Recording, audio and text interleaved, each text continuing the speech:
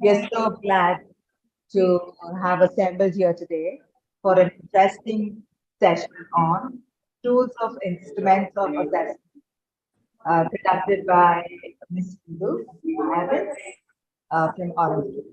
Uh, Sindhu ma'am, I welcome you wholeheartedly from Rahul Thank College you. of Education. And I request my colleague, Mr. Pradeep Shukla, to go ahead with a brief introduction of Ms. Sindhu. Sure, thank you. Thank you, Danisha ma'am. Very good morning to one and all present over here. Myself, Pradeep Shukla, Assistant Professor and IQAC Coordinator from Rahul College of Education, would like to welcome you all on today's session based on instruments of assessment town hall lecture. Now, basically, this idea town hall lecture belongs to our respected COO, sir, Mr. Utsav Tiwari. It's his vision to come up with new type of activities which will benefit us from various ways. Allow me to introduce our guest speaker for today's session, who is a wonderful personality with a bundle of knowledge and experience. We have with us Ms. Sindhu Evan, co-founder and COO from Orange Slates. Rahul Education and Rahul College of Education feel honored and privileged to welcome you, ma'am. Ma'am is a true example of multidimensional personality. Throughout her career life, ma'am have been an inspiration for many.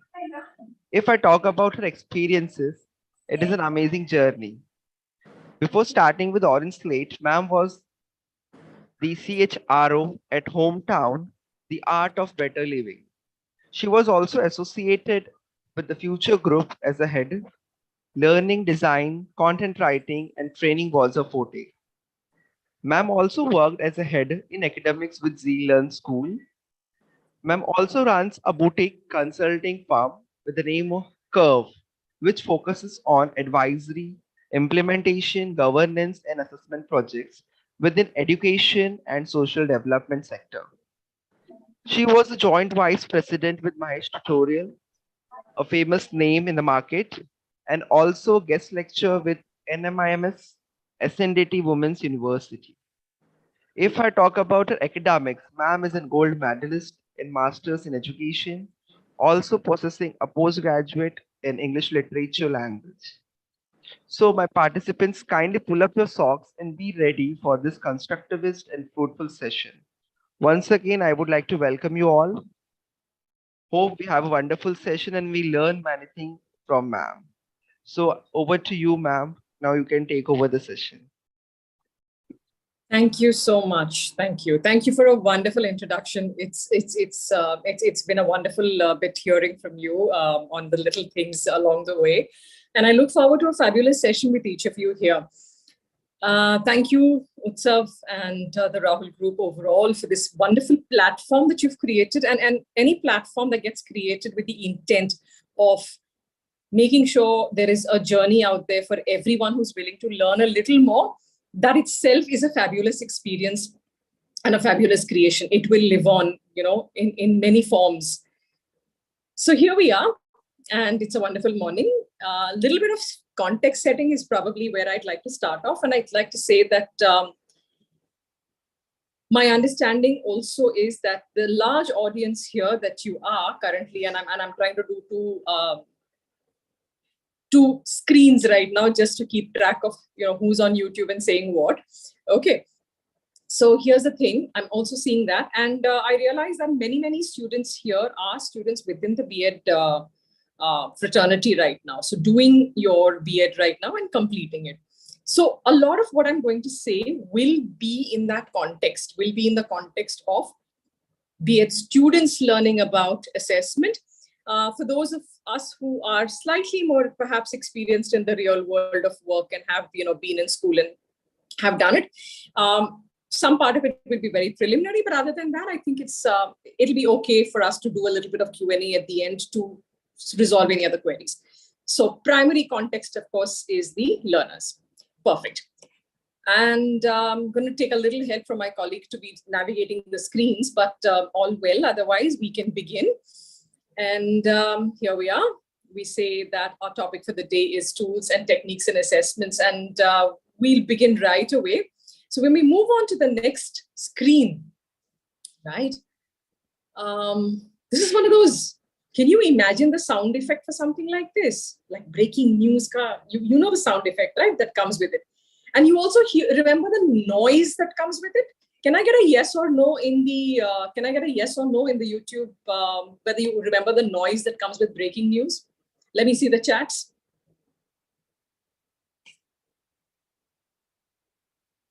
Do we? Okay. So I'm just going to assume we do, all right? So I'm just going to get that context going. All right. So here's the thing. So when you hear breaking news, there's noise around. And that gives me an assessment fever, to be very, very honest, right? And it comes loudly to us. This is where we're approaching, the February and the March months of the year, which are otherwise the assessment months across the entire country, right? So you have announcements of grade 10 examinations all across different states. Everyone's talking about exam dates. When are the exams? Have they been postponed? Is there enough gap between two exams? If that's not enough for central and state examinations that have to happen for grade 10 and 12, school examination period is on right now. So examination is breaking news at every point of time. And thus probably a lot of kids and adults alike have an examination fever context. You realize you are the folks who are going to go out there and create examinations later, right? So let's understand, why are we assessing the kids at all? Let's answer that question very, very briefly. Why assess at all? I'm also going to play guesswork and do your answers in terms of understanding. So yes, I want to know how the child is faring as I go along. I want to know whether the child has a difficulty. I also want to see along the journey or only at the destination. But I want to see both. I want to see along the journey and I want to see what it is at the destination, right?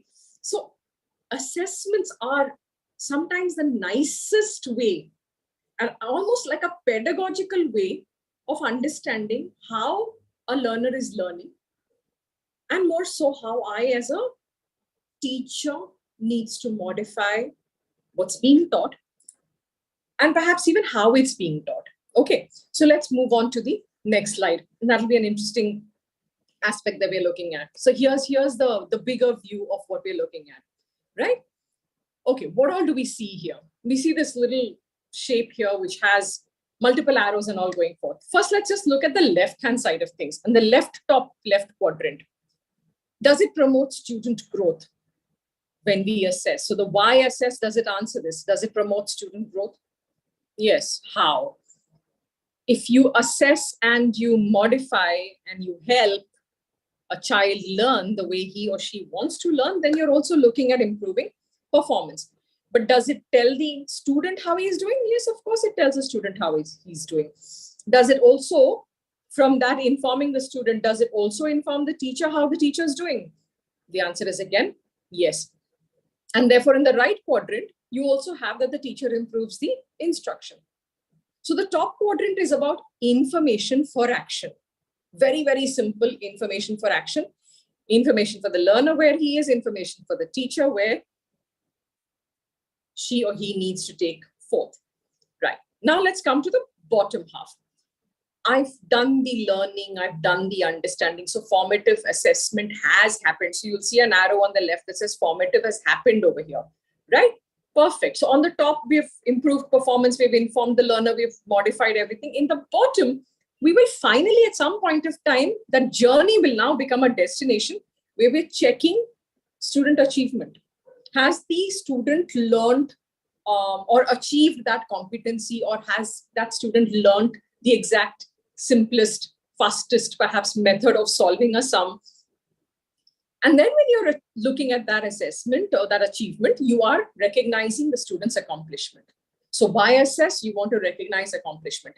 Now here, it does not have to be only about the cognitive domain, right? You are assessing other domains as well. You are looking at affective domain, you're looking at the psychomotor domain, right? Now, while this is the student side of it, the left is the student side, right? You've done evaluating the student achievement. Why don't you also evaluate what's on the right? Evaluate your module or your program, or evaluate your way of teaching overall throughout the entire unit that you would have taken for that examination conduct.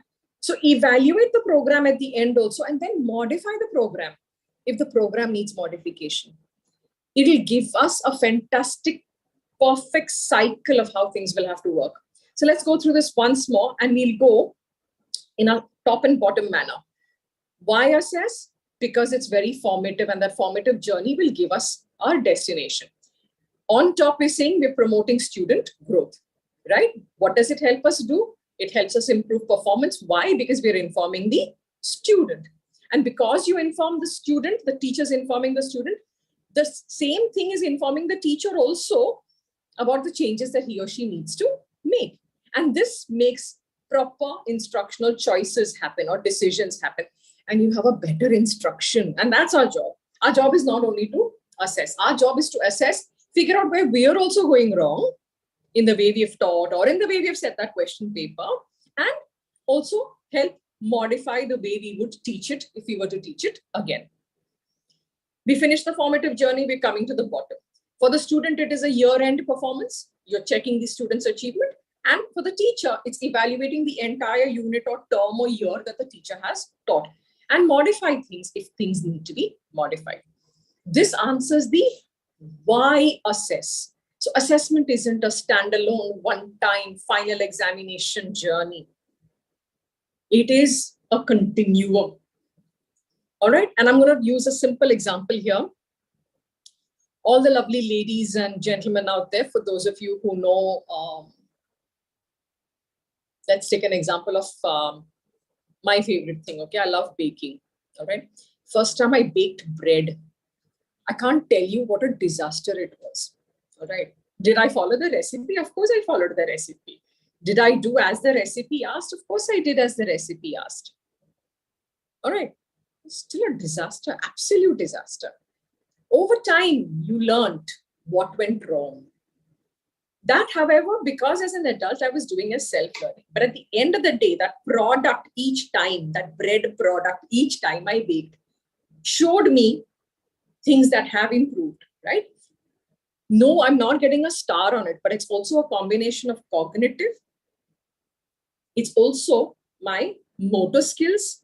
It is also an understanding of science and temperature, right? Is it a very humid day? Is it a normal day? It's also about how much heat the oven has as far as the baking is concerned. So you put this entire universe together, right? Assessment along each step of the way, the mix, the temperature when it is outside, how much time it's taking, how much heat it has. You'll measure each part. Finally, you'll come to that one recipe that works for you regardless of the season, right? So this is the fun part about assessments. Now let's come to the next wonderful question. And I wish this was an interactive session where I could ask you these questions. Okay, so the header is very simple, right? It says techniques of assessment, tools of assessments, instruments of assessments. And many times we tend to use one for the other. Matlab, instrument is tool, tool is technique, technique is instrument, and so on.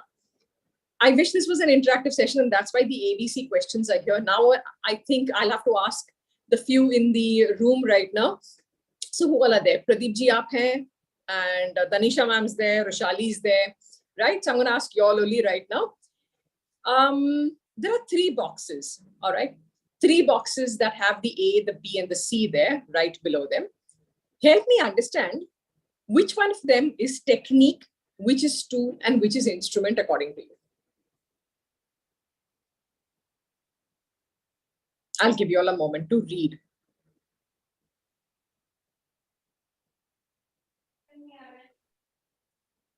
And let's see the answers that they come up with. All right, even voice answers are okay, huh? So that I don't have to read. Any answers?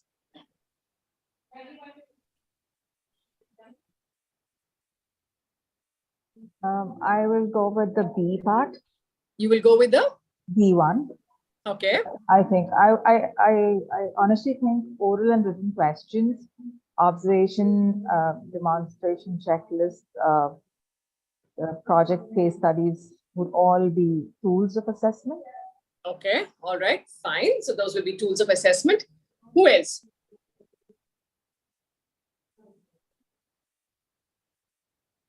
That's it. One answer. I feel like C will be a technique. C will be a technique. Okay. All right. All right.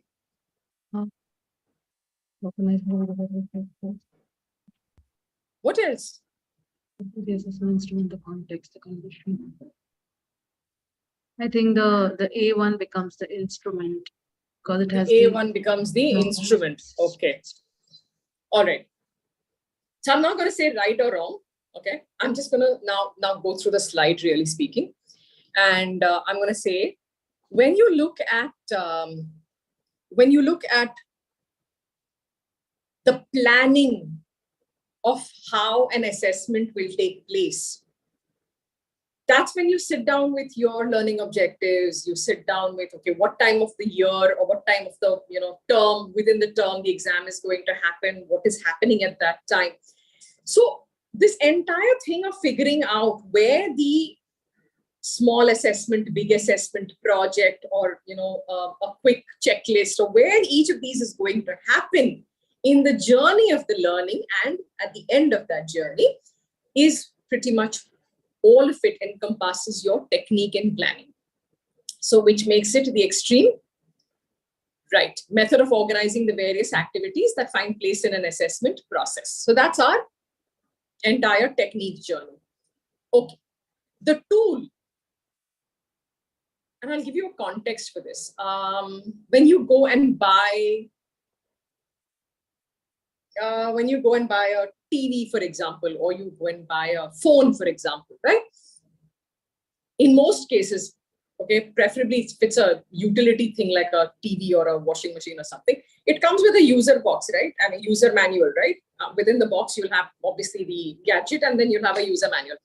So what the manual does basically tells you how to use it, how it's going to be, what's your checklist within that, how do you check if something is on, not on, what part is a problem, so on and so forth. So when you talk about a tool will become an overall thing. A tool will decide for you, for example, what are the instructions to be given for that examination. It will have, if you're using a rubric to evaluate it, that tool should have the rubric at the end per se to be evaluating it. So the tool is the larger framework, and the instrument is what you're going to use within it. So your questions, your demonstration, your checklist, your project, your case study, all of them are going to be the instruments. All of those are the instruments, and therefore the tool gives you the instructions of the use. And the technique has come in the overall journey. Why this part was necessary here is because going forward now, we will move directly into the kind of tools that's actually there for you to be learning, right? And so when we move on to the next slide, very quickly, we're just going to cover what we're going to do in the next 60 minutes. The context is set. We know the breaking news of why we assess. We've obviously gone through how in a given universe of assessment, how it promotes well-being for the learner, gives the teacher instructions, there's an achievement evaluation, and there is a program evaluation. After that, we also looked at difference between techniques, tools, and instruments. And now we come to the next 60 minutes of our journey. How do we decide what instrument we want to use? All right. What makes it a good instrument? Obviously. When do you call it good? All right. We'll take a look at some tools and some techniques that while we are developing, and what are some of the achievement tests. We'll wrap up our discussion later. That gives us maybe 5 or 10 minutes at the end for a nice Q&A, right? And the journey begins. All right, perfect. Deciding on a tool and the corresponding instrument within that, where do you place it and how? All right. So if your context for assessment is at what progress level the learner is, then you probably want to understand a learning point, right? The starting point. What is the point from where you start teaching? Now, for those of you who are not familiar with being in a classroom, imagine you have a class of, say, 40 children, 50 children. They're all there. If you can give them 5 questions to do, right? Why are you giving them those 5 questions to do? Why do you want to give them 5 and not 3? Why do you want to give them questions? What do you want to understand from that? I'm going to take an example of my being a, let's say I'm a math teacher, all right? And we'll come to language examples and other examples later, but I'm a math teacher for this example, all right? And being a math teacher, I'm trying to figure out whether the kids in the class can do profit and loss calculations, right? Now, if I need them to do profit and loss, what all things would they need to know to do those calculations? Would they need to know addition? Yes. Would they need to know subtraction? Yes. Would they need to be able to read a paragraph and understand and frame the question? Yes. Would they need a multiplication maybe in the context? Yes. Okay, so I would look at what does grade 5 profit and loss look like in terms of the smaller skills that the student needs to know in order to master that chapter of profit and loss. So profit and loss, yes, you need to teach, and you will make a lesson plan, and maybe a beautiful lesson plan. And within the lesson plan, you will have activities. And within each of those activities, you will have these small formative assessments. But even before that, how do I know that my entire class is at the same starting point? And what are the chances that they are at the same starting point?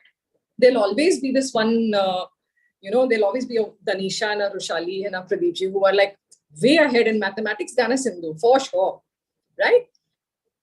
Difficult for a teacher to say everybody's starting point is the same. Perfect. All I want to do is check in those 5 questions, how many children need a little help to move faster with the rest of the class. Okay, I want to understand the starting point in the class. Perfect. You can have an argument saying that was the previous teacher's job to get them ready at the same level. Sure enough, it was.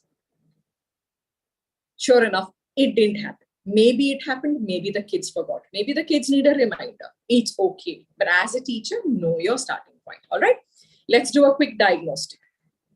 Okay, what do you want to diagnose? You want to diagnose each of those elements, right? Whether they know to multiply at that level, whether they know to do subtraction and addition, whether they know to figure percentages. You figure out all of the components that are there in the profit and loss chapter and figure out whether they know those 5 things or 6 things that they need to know. Now, if they know if there are 5 or 6 things that you want to judge or gauge, rather not judge, you want to gauge, then understand within that how complex you want to make that problem. So keep it simple, just get an understanding.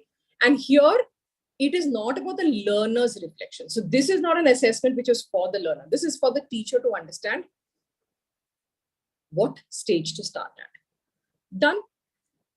Spending time here saying this to you is also about making you understand sometimes a quick paper and pencil test is not to be announced also as a test. It's just a gauging point for you. Don't make it complicated. Let's have a fun activities also, right? It's a pedagogical instrument for you at this time. And then we move on to the next one. All right. Here, when we change the slide to the next slide, we come to the context for assessment is performance, yes, and more so progress, right? Now we finished that. Now you're in the journey, you've started your lesson. Now let's change the topic. Let's change the topic to, okay, let's do languages, all right? You're getting the children to write a narrative passage. One of the tasks for this term is writing a narrative passage. It could be in Hindi, it could be in English, first language, second language, okay?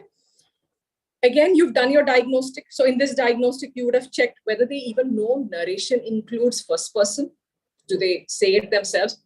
Should they have characters?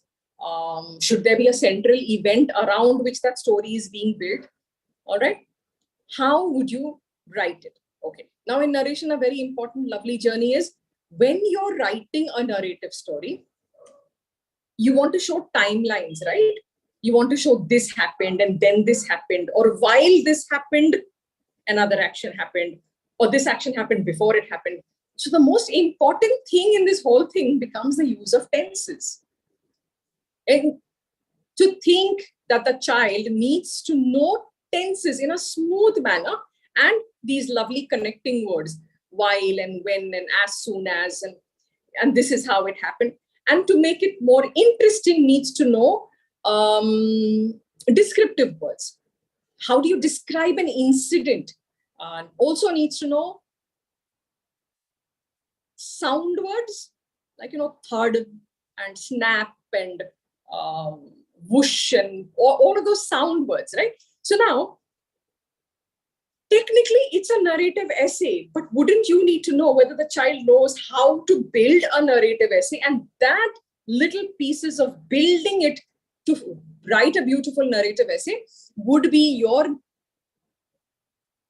circle on the left over here, which is measuring learner progress. C.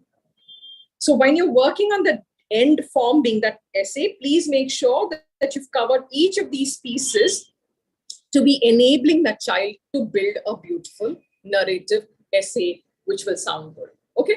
And your LO, your learning outcome here is simply that you want to figure out a narrative essay. Does the child write a narrative essay very well? Super, well and good.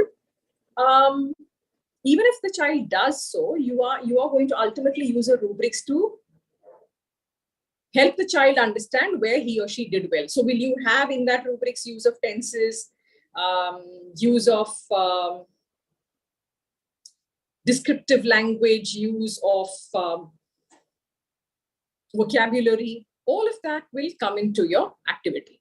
Now here it's different. Here it's not only about the teacher getting an assessment, like in the diagnostic. Here it's also about the learner, because the rubrics you're going to also share with the learner, right?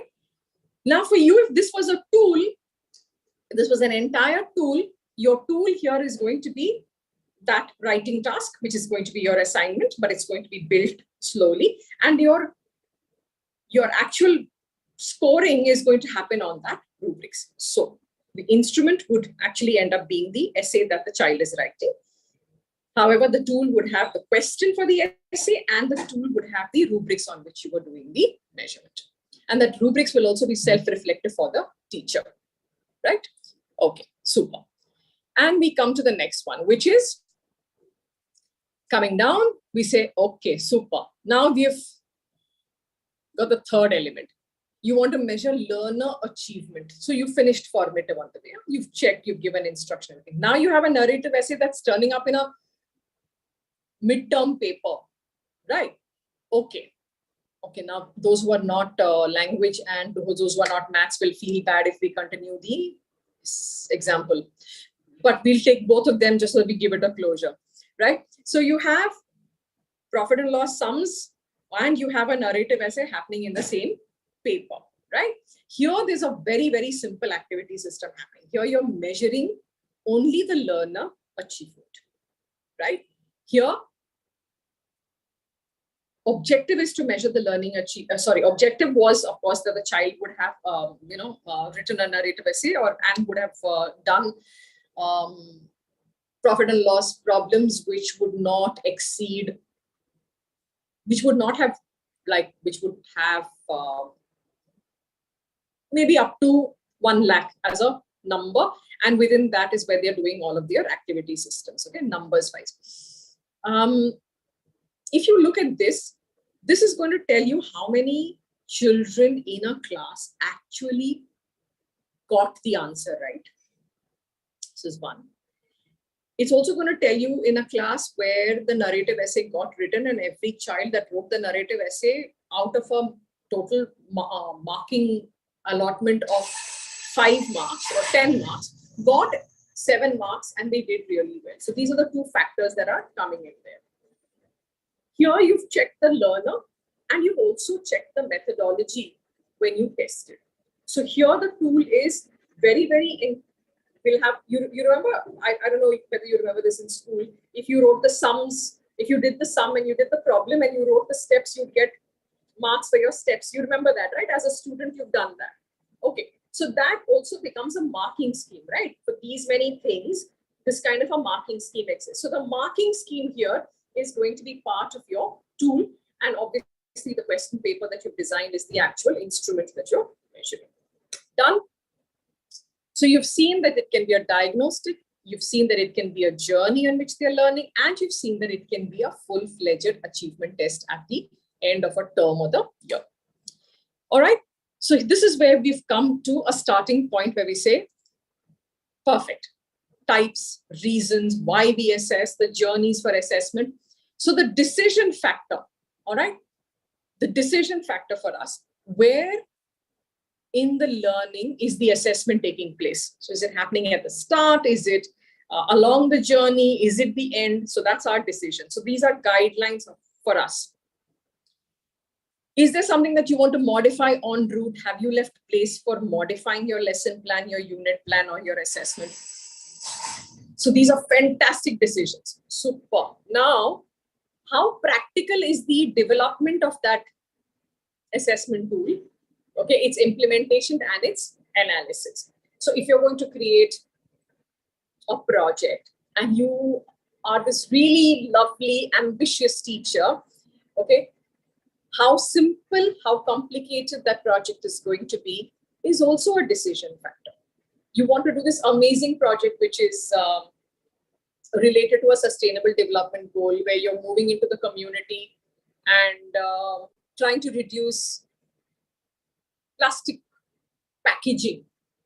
All right, it's an entire project which will have survey and which will have children going out and meeting people, which will have interviews, which will have a solution and an end of the project review, right? What grade? How complicated do you want it to be? How easy do you want it to be? And does it meet the assessment? Does the assessment tool match the learning outcome? This is your guideline framework. Okay, this is your guideline framework, because this entire thing is the technique on which you are basing your entire assessment. So we've done techniques, we've done the tool, and now let's move to the actual. And now let's move to the actual instruments. Okay, instruments are also a spectrum, and we've got a limited number of them on the screen today. Okay, there's enough and more. And the spectrum is exactly that. You've already finished learning this, right?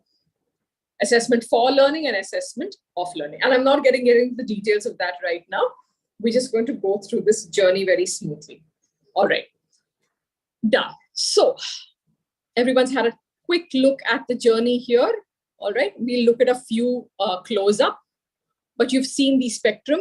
And like we said, the spectrum is not exhaustive. All right, it's going on as a journey, right? Okay. Now, what makes us choose a tool, not choose a tool? There'll be a reason why we want to use that tool. How does it help us? What's the advantage of using it? All right. And I think more ways than one, it's also about a disadvantage also, right? Right? There'll be a plus and a minus for everything. Is there always a, first and foremost, there's no such thing as it's going to be like a perfect tool. For that, we'll have to use a standardized test, which has been, done across lakhs and lakhs of people, because it became then a perfectly tested tool. All right. When you're creating a test, a class test, or you're creating a project, there's always going to be some learning along the way. Just that you need to be extra well planned that it doesn't fall apart, right? So let's start by looking at 4 of these very close up, and then we'll continue the journey. Okay. I'm going to ask you a question called mental checklists. Huh? While we're, of course, coming to checklists, don't worry, Rushal, it can be on screen. There's a mental checklist, right? When you're going on even if you're going on a one-day trip somewhere, you have a mental checklist, right? That mental checklist is toothpaste, toothbrush, towel, change of clothes, ticket, right? So if you're going, to a beach, then you're wondering whether you've taken your flip-flops, or whether you've taken something to cover your head, like a hat or a cap or some checklists, right? Supermarket, standing and saying, okay, what did I think of in the morning? Da, da, da, da, da. Did I pick up the milk, the bread, the this, the that, masalas? Checklist. We live in a day, okay, with checklists, incredibly so, which is a good thing, right? All right. Now, when you're looking at a checklist as part of a journey, whether there's a learning journey happening inside your classroom, and you want to understand whether things are on track, not on track. Okay. Let's understand checklists are either a yes or a no. Either you're saying it's done or it's not done. So first thing about a checklist is it's extremely simple. It's designed to be simple. So a checklist is just that: done, not done, captured, not captured, literally, right? So therefore, it has to be extremely specific. So if I'm using a checklist, which we'll look at an example in the next slide in a minute or so, one is got to be extreme specific criteria of the skill. And I'll start with preschool here for anyone who's watching right now and is a preschool expert. You want the child in preschool, say nursery, to be able to write, when I say using a crayon, not like the perfect writing, but write maybe one, or draw a line which is almost straight, or do an activity as basic as that. In my checklist, it will start off with can hold a crayon. Can hold a crayon. This is the first thing. So yes or no. Because if I can do that only, I have to move into the next. All right. Can hold the crayon and place it on paper. All right. Third, can draw random lines on paper. 4, can scribble. By the time I come to can draw a straight line, which means you've given guided activities, right? You've given point A and you've given point B, and you're asking the child to go from point A to point B on that paper. That's when it's going to be a straight line. And maybe point A, point B, it's not going to be. First time you're giving it, you will have these big dashes, which will help the child go from point A to point B. So then the specific criteria would be the child using guided lines can go from point A to point B. Then you'll reduce the guiding lines, you'll reduce them, make them shorter. Can use it with shorter guiding lines. And finally, you'll come to just the 2 points, and then you'll say, can join from point A to point B unguided. That's the point of a checklist. A checklist is extremely just that. Now, in a 1 second, Rushali, just a previous slide for one moment. Yeah. It's extremely beneficial even in the older classes. Okay. In the older classes, students have a checklist given to them. For them, it's a self-assessment, done, not done. So for example, in a project, if you have a project getting ready, in a project, by the time the project starts and by the time the project ends, you will have like 2 or 3 checklists. You will have a rating scale maybe in between, and you'll have a rubrics at the end. So at a higher level or in a higher grade, you'll use a checklist for multiple other activities. And one of those simple things is a self-assessment. Asking a child to review his or her own writing work. Give them a checklist. They can quickly do a self-assessment. For the teacher, it's very, very beneficial because it's a simple observation, less time consuming. Okay. Now, understand something. Understand what it gives you. As a teacher, what does it give you? If you have children in your class, and let's take the same point A to point B preschool class, systematic info capture. One of the purposes of a checklist is systematic info capture. How many children in your class can't do the unguided one, even after 4 or 5 attempts?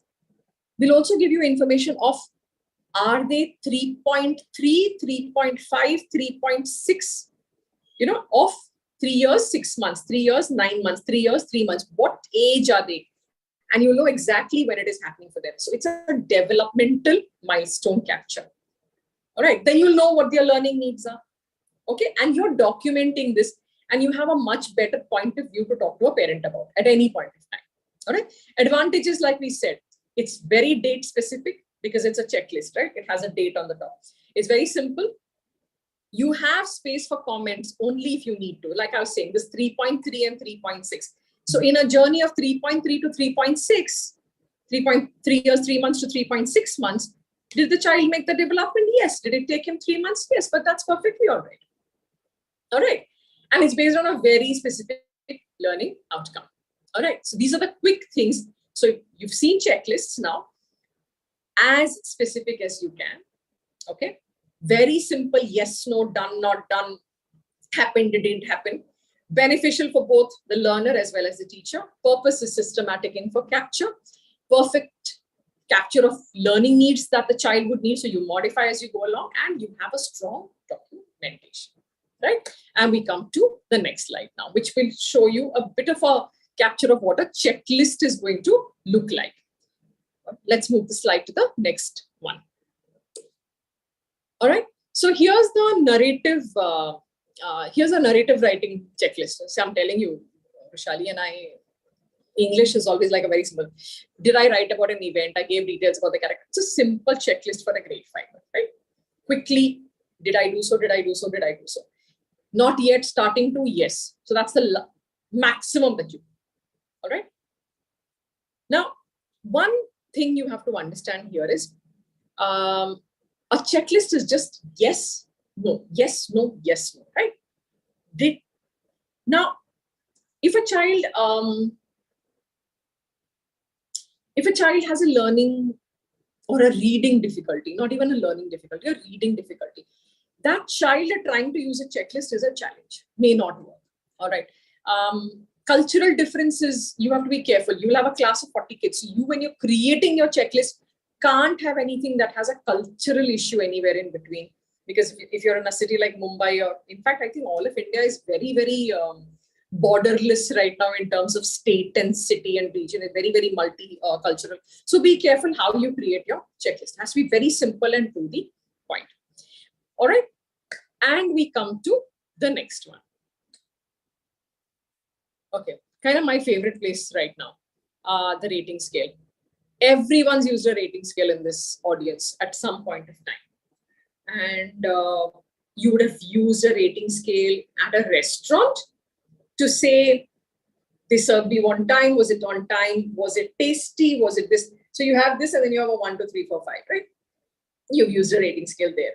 You've used a rating scale every time you've used a website, right? They've asked you on a scale of so and so, where would you rate the usage of this app or the usage of the site? They've asked you there. Now, those are one-time captures. Please be very clear. So when you're using a rating scale in those kind of situations, they are all one-time captures. In a assessment scenario, a rating scale will always show you a degree or a frequency of some action, right? It'll show you a range of performance levels. So let's take a simple understanding here. When you're doing a rating scale, use a topic like, use a non-art. All right, you're using an art creation. It could be drawing, it could be a sculpture that the school is, that the arts teacher in school is working on. So it's a rating scale and it's a progressive rating scale. I'll probably use the same rating scale week 1, I'll probably use the same rating scale for week 2, but it's mapped to the same learning objective. All right.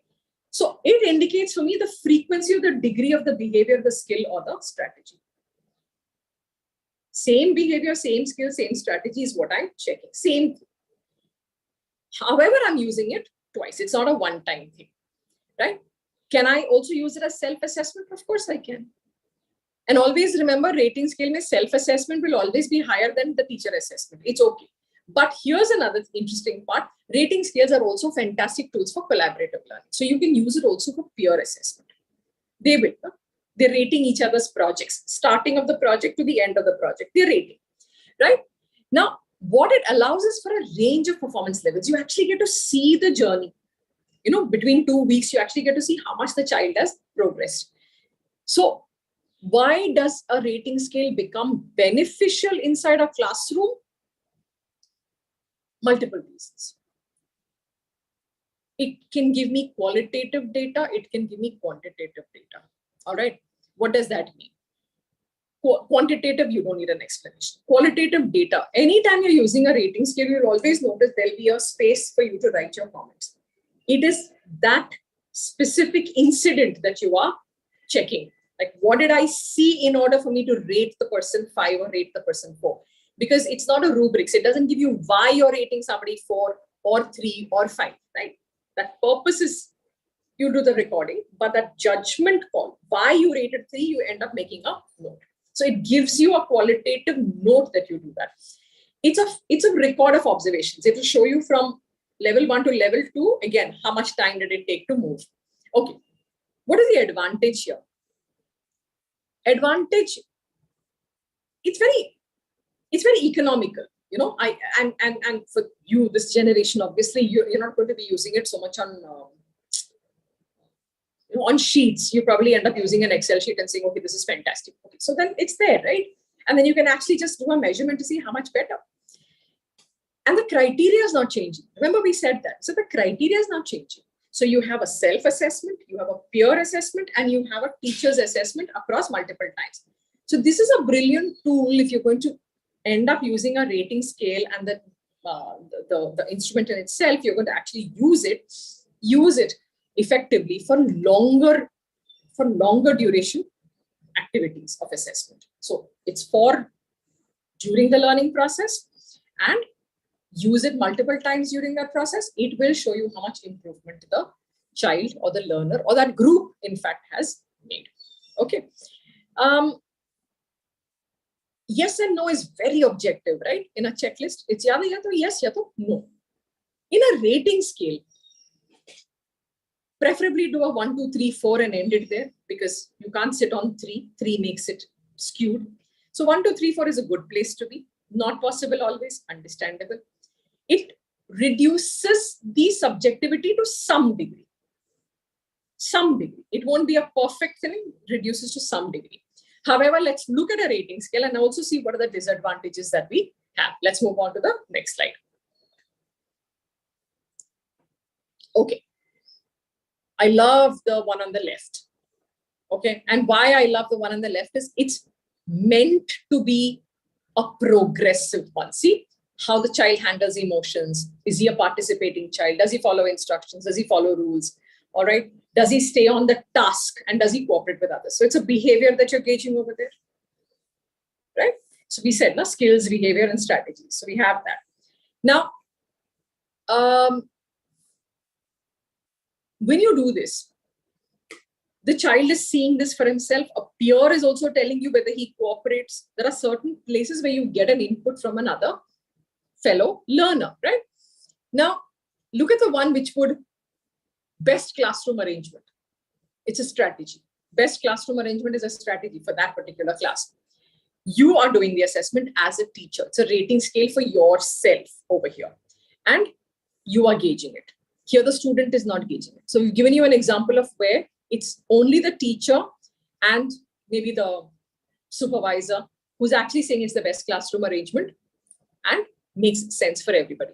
So you have to understand, again, this is an example of this is one full-fledged strategy. All right. Now,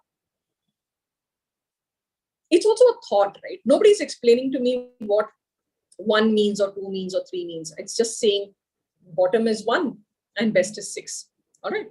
So it's not scientific.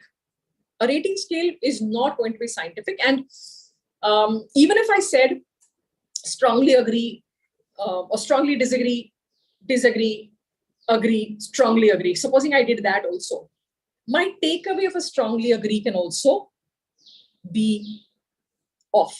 You know what I mean? And I'll say this to you using the next example. If you see the next one, it says it's a pain rating scale. How painful is this? It's not a difficult one to answer. It hurts. Some people have a very high pain threshold. Some people have 0 pain threshold. So it is me in my experience that is doing the rating.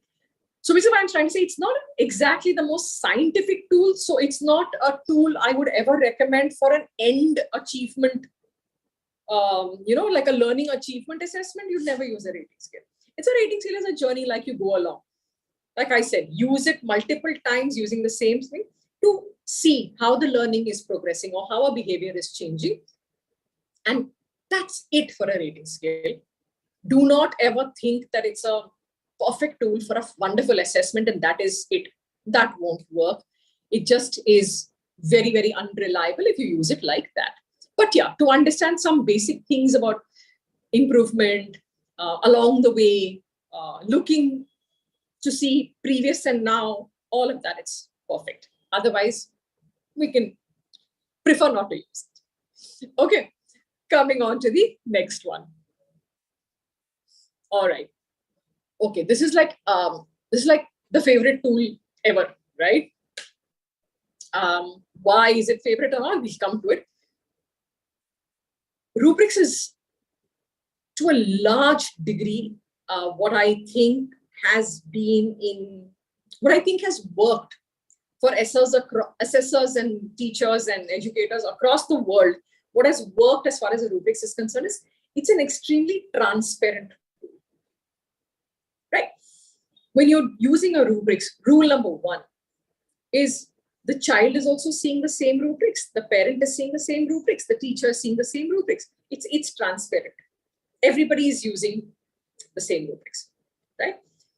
Yeah, do I have on top what the rubric stands for, what does 5 stand for, and what does 1 stand for? But I have it explained, I have it given to me, right? As a teacher, if I've not created it, it's actually explained and given to me what is causing that, right? So if that is the scenario, then it's awesome, right? At the end of the day, 1 second, I'm so sorry. Right. So that's awesome at the end of the day, simply because I get to see what works. Absolutely get to see what works.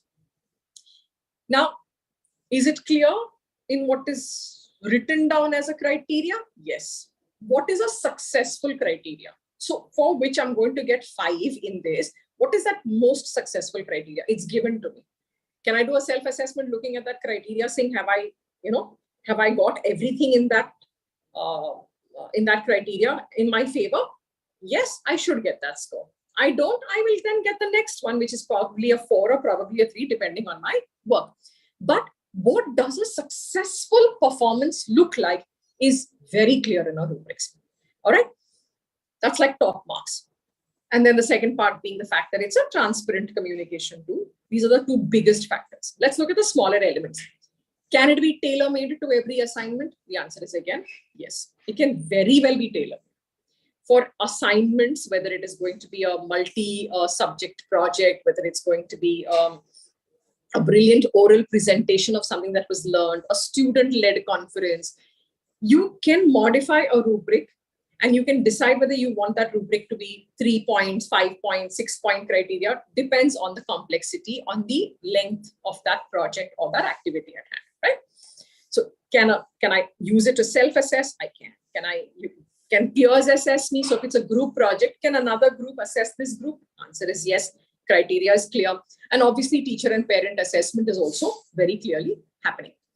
Brilliant. Now, is it, like we said, no, it has a performance, successful performance is given to us over there. Once that successful performance is given to you over there, you know that it's being measured against that standard. Okay. Does it have a proper qualitative observation, like small things are getting captured? Yes, because you've included it in your rubrics. Like if, for example, collaborative work is part of what you'd want to cover, perfect. You're then observing that, right? And then all these bite-sized actions for each skill and competence is what you are measuring. Perfect. Does it give you reflection? Yes, it gives you reflection. And does it give you an opportunity to look at your overall work? The answer is yes. Okay, let's come to the example of a rubrics. All right, and here when we see it in a presentation rubric format, okay, this is presentation, right? I've spoken, I'm doing an oral presentation over there.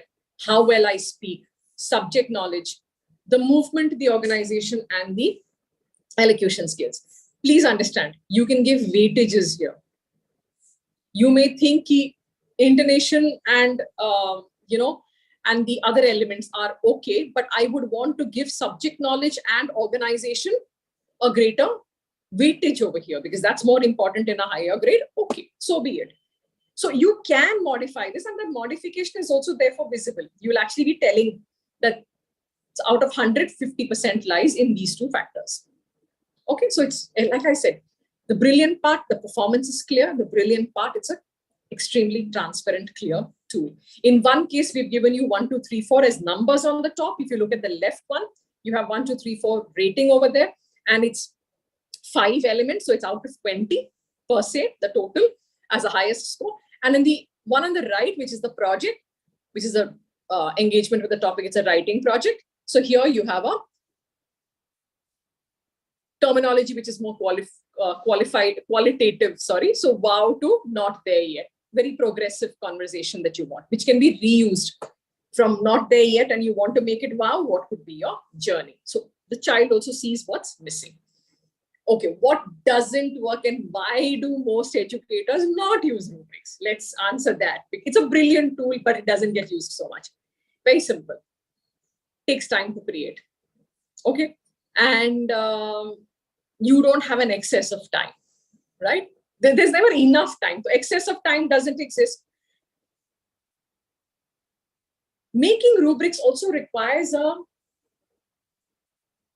skill for specific words, right? So your language, the way you word a rubric to make it what would be 3 and what would be 4 and what would be 5, the way you break it down to the most perfect word to give that message also has to be clear. That's when it's clear and that's when it's transparent. There are enough tools to help you make rubrics today. So you can actually have 5 teachers sit together. When you finally join a school, you'd realize group work is very essential so that all of these things can get done. Somebody's making it for languages, and when you make it for language, make it for everything, right? Your reading, your intonation, your writing work, your presentation work, make it for everything. Keep it ready. Slight modifications will help you use it and reuse it for another context. Okay, so here's the pause moment over here where we take a moment and we say, if you had to use a far more comprehensive, strong, transparent tool which will show you what performance needs to look like, that example is a rubric. Okay, super. And we come to the last one of this list. We said we look at a few close up. We come to the last one of this list. And we come to anecdotal records. Okay, so for anecdotal records, I think, what would I say most about an anecdotal record? It's never a standalone,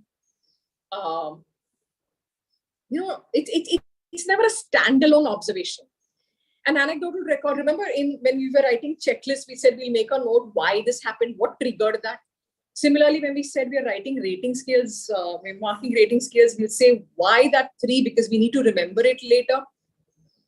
All these tiny captures are also anecdotal records. The minute an incident happens, or there is a trigger, or there is an event which caused something to happen. So for example, the day that activity was happening, this particular student wasn't feeling well. So you've made a note, wasn't feeling well. Now that wasn't feeling well is not an anecdotal record unless it's a larger event. If it's repeated over there, you notice that repeated behavior, you make an anecdotal record out of it. You notice one big incident which could change the course of things, you make an anecdotal record out of it. Now, it's these things combined that make a full anecdotal record. Individually, they're not an anecdotal record. So somebody being unwell, or there has been something very different about this child from the time he or she came back from, let's say, from a trip somewhere else where maybe there was an accident, maybe they lost a parent or lost a grandparent. Life-changing incidents and their results on children is one example. Financial issues in a family will turn up.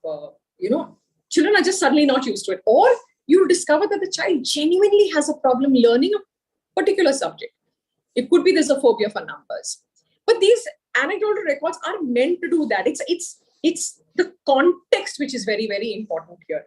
what you write and in what context. So please have this as a habit, right? You remember when we spoke earlier, we said, was the child 3.3 years old, 3.6 years old, 3.9 years old? That's a capture of notes, which will eventually become an anecdotal record to say, okay, this child is sooner than his peers and does, a straight line drawing at 3.3. But yeah, the child takes a little longer. By the time they're 5, they'll all be on the same page. It doesn't matter. They'll all be able to do the same thing. There's a guess, right? But these are systematically kept notes. Why is it beneficial? It has details. It gives history. And you can compare notes with the previous notes. So the next year's teacher receiving a bundle of anecdotal records from you looks at a learner as a full person with a history. Whether he or she knows that child or not very well doesn't matter, right? But they still have the records to go by. So it's a series of observations which are captured. The wealth of insight you get from here is about how to individualize learning for that child, how to modify the way you teach so that he learns or she learns. It's information to families as to what support you need to give that child for that child to do better.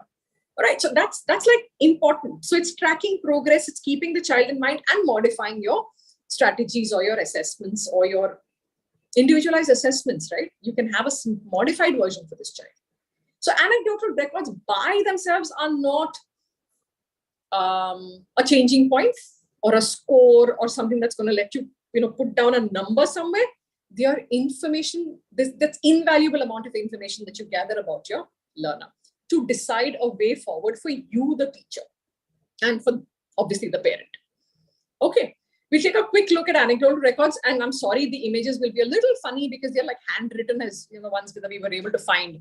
Okay, so if you'll notice that on the left, he cried today for a while. He cried a lot, cried and could not stop.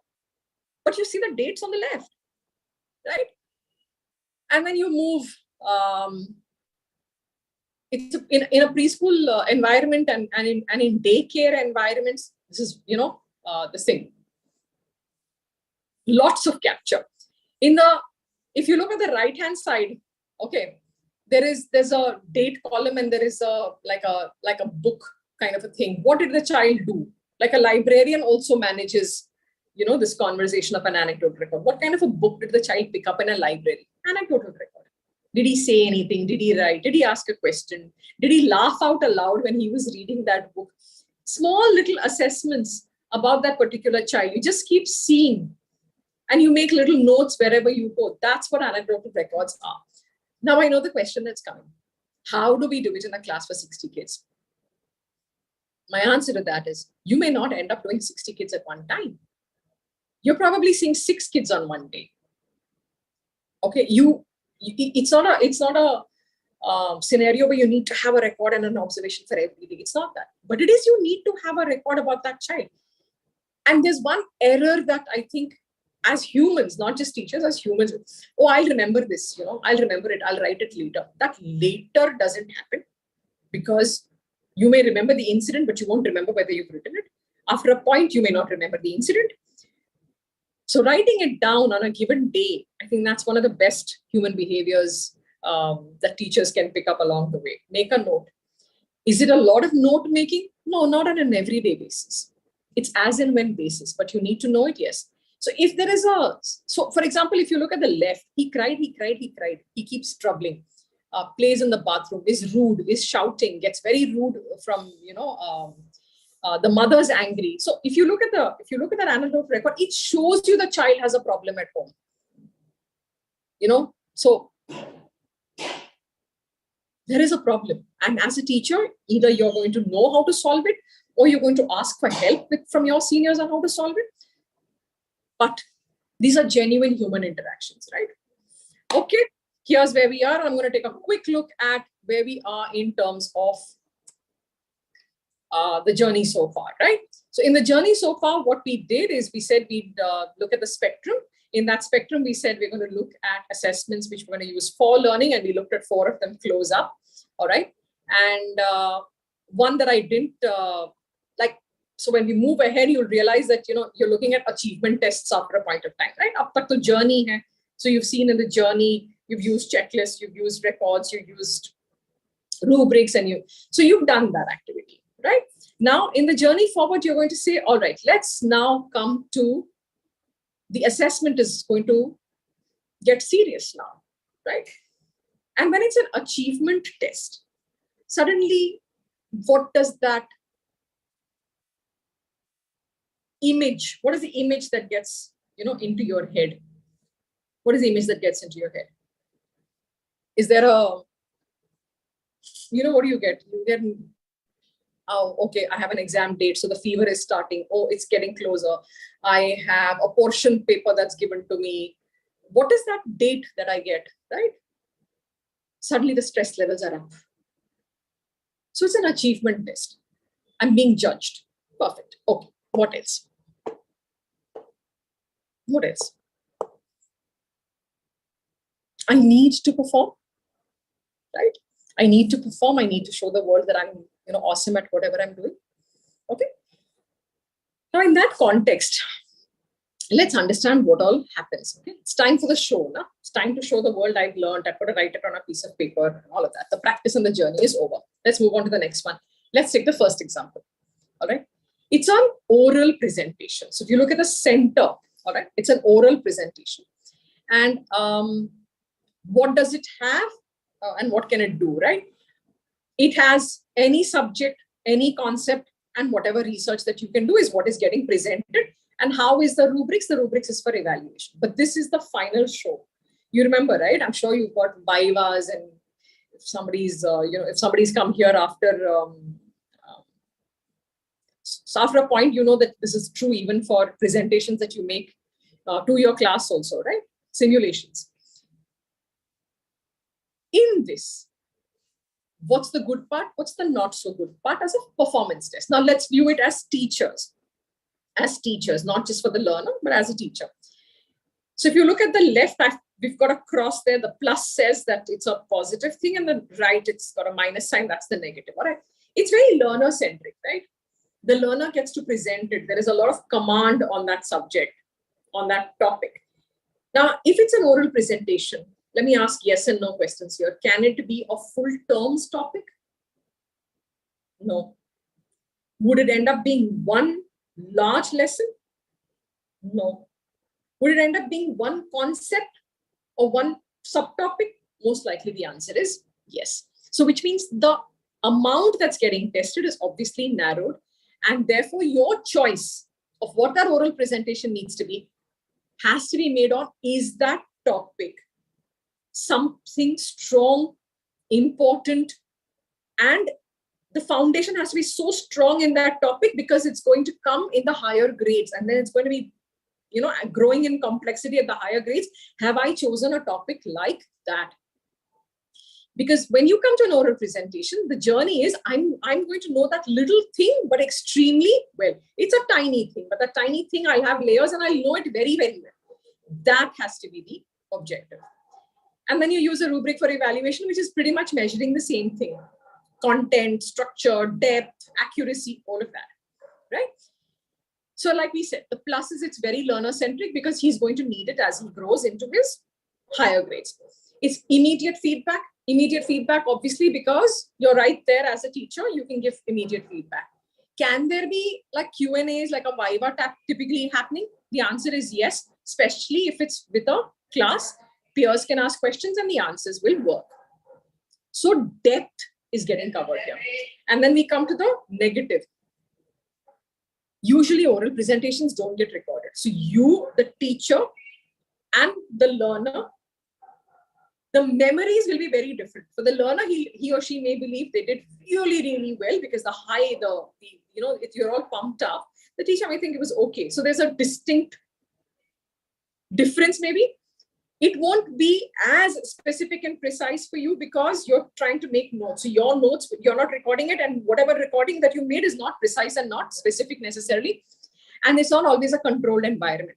There will be noise, or there will be distraction, something may happen, the child. There will always be it's not always controlled. To some degree, you can manage it, not to a perfect degree. So Is it a good way to assess something? Yes, it is. If your objective is to make sure that a foundation or a concept that needs grounding is extremely well done, then you should go in for an oral presentation. Can it be worked in groups? Obviously, can be worked in groups. Okay. And let's move on to now the one that goes after.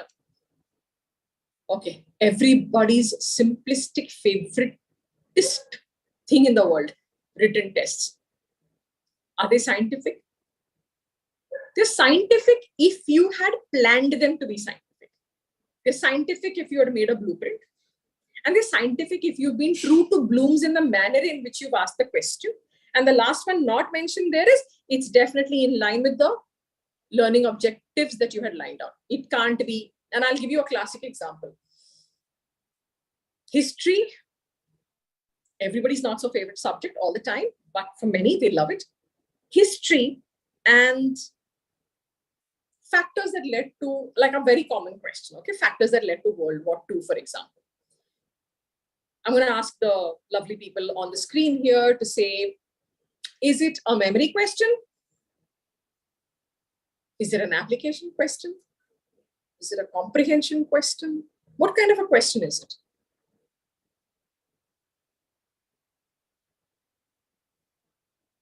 Hello. Ma'am, Ganesha here. Yes, Anisha. I think it could be a mix, sometimes it could be comprehension, or sometimes it be just a recall of certain events that he has comprehended in a certain way and Okay. then presented in front of the teacher. Okay. Okay, fair enough. Anyone else? Yeah, it has to be a quite good blend of the kind of questions you want to ask in the written test. So just asking a recall question, the child might not be interested in answering that. So. Okay. So you may think that you've made a scientific test because you've written a question called state the factors that led to the Second World War, right? Yeah. For a child, it sounds very much like memory, because I'm just being asked to put down what I know from the test, right? And which from his perspective is memory and which from your perspective is more like a comprehension question, right? It's like a mixed thing. Memory hai, but comprehension bhi hai. Then somewhere that learning objective communication didn't work in your classroom. Because if the child has to think it is going to be an analytical question, what went wrong and that led to this? Is it a sequence factor? Is it one series that had an impact on another series which led to one trigger point, then a second trigger point? And this collectively happened in this manner. To be able to put that across in words is when it becomes more of an analytical framing. And is that the way in which it was taught? So it's a reflection for you to see how scientific you can make it, very genuinely speaking. It's difficult to make it sound analytical so much, but it is analytical if you give them the context for it. Otherwise, it will end up sounding even that analytical becomes a kind of comprehension, because they are going to write it from the text only, right? Exactly. Not their own perspective, but the text. Correct. So here's the one. So now hold on to this fact when we complete this, and I'm going to come back to this point in the next slide for a minute. Okay. All right. So here's written test. Can other topics be very scientific? Sure, they can. I mean, you can have why did the Sahara Desert continue to grow? Second question to that can be what can be done to prevent it? So analytics and actions, actions that you can do to solve a problem can also be brought in. So geography works in that manner. All right. Now, is there a limitation to written tests? No, not really. Any subject, topics, mix of topics, length of topics, full year topics, half-term topics, all kinds of written tests can be done. As a tool, what else do I get? I get a answer key and I get a scoring key, right? As a teacher, I have to, if I'm making the whole thing, I have to do that. Perfect. Precise, controlled, very precise environment, almost like, in a row, writing, clean, lights, fans, comfort, controlled environment, support systems are there, teacher is there, right? However, is it very learner-centric? In many times, no. Does a learner have to get used to it? Yes. But is it very learner-centric? It's very anxiety-filled, so I'm not sure it's learner-centric at all. But it's not a focus on concepts, understanding of concepts, all right? It's more a memory of concept more than it is an understanding of concept. And yes, it takes time. Exam given, anxiety levels on that day to the day you're getting your results. And if you know to switch off in between, well and good. You can at least relax a little bit. So as a teacher, if you're giving a performance test, idea is give it as soon as possible. I'm sure there are many of you, particularly the young ones that you're, many of you getting married at this time or just getting, just gotten married or looking forward to it. Your wedding photographs and wedding videos, everybody wants them the next day, right? It takes processing time and all of that. The most successful photographers are the ones who can give it almost immediately because everyone's on social media. The time wait doesn't really help anyone. So immediate feedback, immediate solutions, immediate everything. We're living in that world today. Immediate gratification, immediate knowing. So we have to probably redo our tests to see how we can cause a more immediate action. Can 50% of it be done via, using an online tool, and the remaining summative answers can be done separately? Think through. You're all going to be the new age teachers. Figure out solutions which are for the new age and the alpha gen, right? And we come to the last one. And here's where I have a question for you guys. Okay. Okay. We move to the next slide, Shali, after written tests. Okay. And we come to my favorite answer to history is always an open book exam. That's my favorite answer. Okay.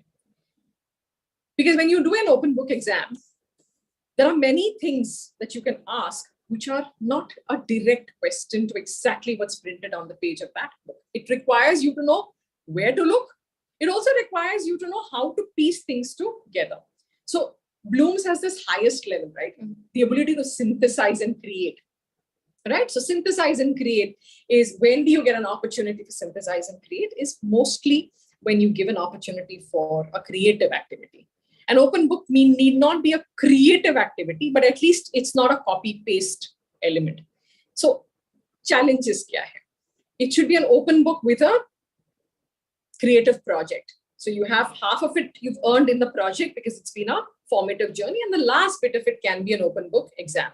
Because our systems don't allow for an open book exam, right? But it's still something. Do you all remember using an open book exam till the time you all got to college? No. But it's there as an option. So how do we use it? Can be done across any topic. Yes. Is it something where you know where to look for information? It has to be application based. So it's a good way to create an application based question by giving an open book exam. So here's another context to it. I'm sure you remember grade 10, grade 12, you all would have had in languages, you all would have had an unseen passage. That's a classic example of there is something given to you from which the questions are being asked, but avoid making those questions memory-based, avoid making them basic understanding-based, make them a more creative, a more application-based question. All right. How precise can this be? Very precise. It can be precise because people have to know where to look for it. I'll give you a classic case for this. Very recently, we went and we did a course, which is a 3-day course. But at the end of it, it was an open book exam. But in 3 days, you had to know that book inside out. You had to know words where you can find them, because then you can't do Control F and find the word, right? You had to know where that word was. So it isn't as easy as it sounds, but it's still fun because it's there.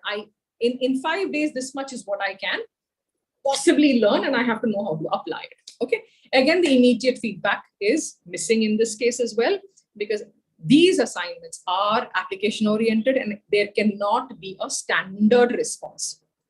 So as a teacher, to be able to correct an open book assignment or to grade an open book assignment is another learning journey, which I don't think we'll have the time to cover, when we're doing this. Maybe this can become a part 2. So these 3 parts of the performance tests, how it can happen for you can become part 2 of what you will do the learning in the next possible town hall. That's an indication for Danisha ma'am, of course.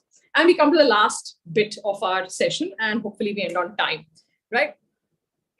Characteristics of a good measuring instrument. I'm not sure the Padlet activity will work right now, so I'll avoid that because I'm not sure all of you are going to be like able to do it. Remember we said if you look at an instrument and you say it's 100%, it's a fantastic instrument, means it measures what it's supposed to measure. Simple and straight. It does not cause confusion. It measures what it's supposed to measure, bottom line, which means it's reliable. Okay. And it's consistent. When you say it's reliable, it's consistent.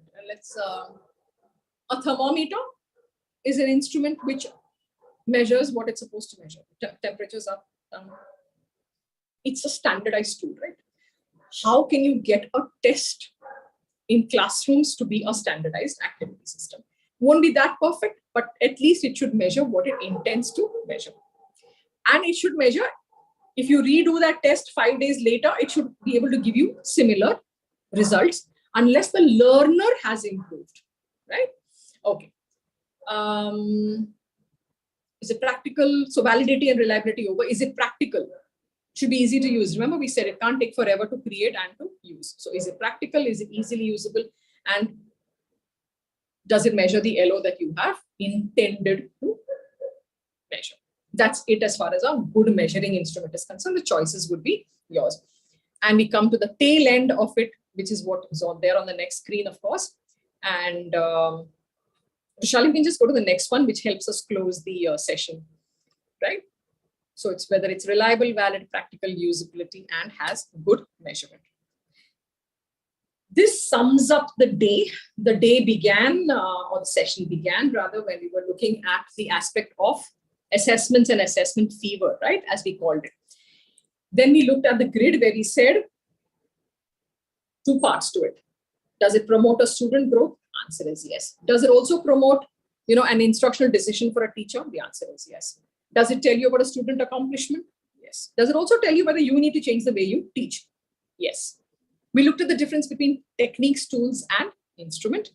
After which we looked at how do we choose which tool, which instrument under, whether I'm doing a diagnostic, whether I'm measuring a learner's progress, or whether I'm measuring a learner's achievement. And we finally went into the spectrum where we looked at a few of the tools. Primarily, we looked at checklists and we looked at rating scales, rubrics, and of course, we looked at the anecdotal records. And we said, okay, these are fantastic journeys.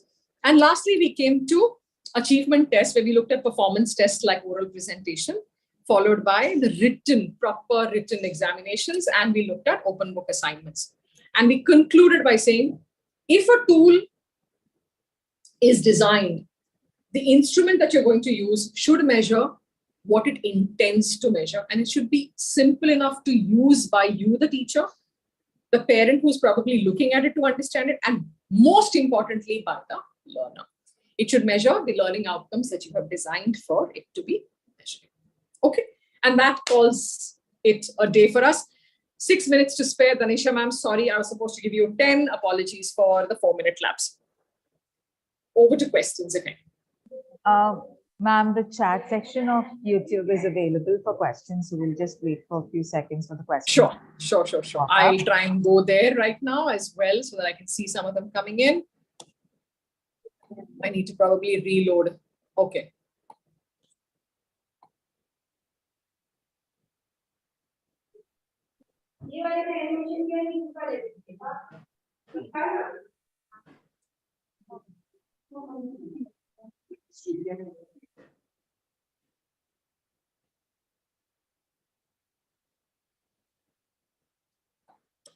Oh, I think it's visible now. Right, I can see it.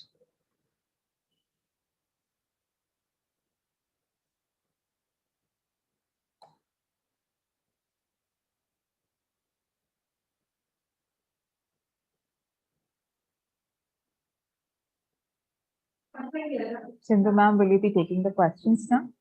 Yeah, sure. If there are questions, I'm happy to take them.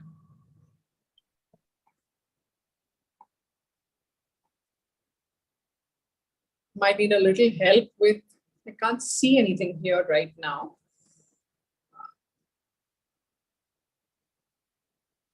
Sindhu ma'am, we have some questions that have been discussed prior to the session with our students, and then like what are Sure. the possible questions that might pop up in your mind. And we have some 4 or 5 questions lined up with me. In the meanwhile, we'll discuss them up. All right. The question asked by some of our students before we did a pre-session to understand what are you looking out for this session, and what are you gauging and wanting to imbibe through this session. So a question that came up was, is assessment literacy a very, very important thing to be done in school or any organization as an activity? Assessment literacy. Talking about assessments. So simple answer, yes. And how could it's we part get of your into that workplace culture? as well. Yeah. And I think, how could we get into that culture, of talking about assessments in the sense, normalizing assessments, having literacy about it within the school community, within the parent community, within the, all the stakeholders? Okay. So to answer that in very simple terms, I think the culture exists already. Unfortunately, the culture is more where one is afraid. It's not that the culture doesn't exist. Here, the culture is about being assessed as a ranking point vis-a-vis a scope for improvement point. And I think that's probably what needs normalizing. And that normalizing happens when leaders and heads of institutions take on the fact that you are being compared to your self-context. And if we drop the knowledge that I have of your score and you have of my score, you'll be able to manage that very, very comfortably. Another question that came up from the discussion as a prerequisite for the session was, what, in your opinion, as an expert, is the best tool to measure a student's performance comprehensively? Is there any specific tool that you would suggest, like this is something will give you a 360 degree? Or what is your opinion as an expert? Like, what combinations of tools should ideally be used by teachers to get an overall view? There's a pool full, but what should we choose? This is from the FY/B.Ed section that we have got this question. Okay. I'm going to tell the students one thing. There is never going to be one single tool, and there's never going to be this one perfect answer, because where you are at that time in terms of the composition of your classroom, the demographics of that mix that is, and the topic that you're teaching, there are variables that bring together the right set of tools. Okay, so you may in the initial years struggle with it like a little bit perhaps, but you will eventually get there to understand which combination works. So if it's languages, do I need to be listening more to what the spoken language has been? I do need a higher mix of opportunities for presentation and opportunities for writing, opportunities for reading comprehension, more than anything else, because I do have an auto spell check available today. If it's mathematics, sure enough, do I have a life skill that's coming out of that mathematics classroom? In as much as am I readying the child for the next grade? But at each level, there's an application point. So yes, it's a mix of tools, and there's don't look for a one standardized answer. It won't be beneficial. All right. Another question that was part of the discussion was like, is there a minimum and maximum age for assessment? I can tell you there's no minimum or maximum age for assessment, because I look at then assessment as assessment in terms of for the learning process, right? So if you haven't observed the child can't hop on a single leg at the age of 3, I'm worried that he may have a balance concern, and I need to give exercises to improve that. But did I assess as a formative activity? The answer is yes, I did assess. And as you grow older, please believe that you are going to be facing assessments even at your workplace, right? A performance assessment at your workplace, a principal coming in doing a classroom observation.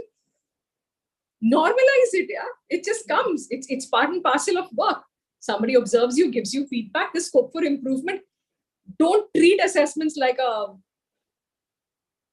like a harsh call of any kind. It's simple, it's everyday, bring it on, deal with it, move ahead after the learning. All right. That brings us to the end of the session. What a lovely session, Ms. Sindhu. I mean, uh, I was just busy jotting down points just so that I don't miss on things, you know. Thank you so I much. think the same is with our learners. They are very excited to be part of this, and we are expecting more town halls just to conclude on like building on knowledge and Absolutely. making and normalizing things. Absolutely. You know, assessment is factor of fear. Assessment, yeah. It's So just assessment is matter of fact. equal to fear is what connotes in our head. So that question at the end was just to normalize it, just to take it the way it comes, and just to take Yes. it in a progressive growth mindset way, and then to move Yes. ahead to improve on what you have. Absolutely. So Absolutely. that brings us to the end of the session, everyone. A big thank you, The pleasure a is lot of ours. gratitude and appreciation on behalf of Rahul College of Education to Ms. Sindhu and the whole team of Orange Slates. The feedback form is available to everyone on the groups, the WhatsApp groups that you've joined, so that you can fill in your feedback form to avail your certificates. We are looking Perfect. forward for more sessions, Ms. Sindhu. Thank you Thank very you. much. Take Thank care. you. Wishing you all the very best. Thank you.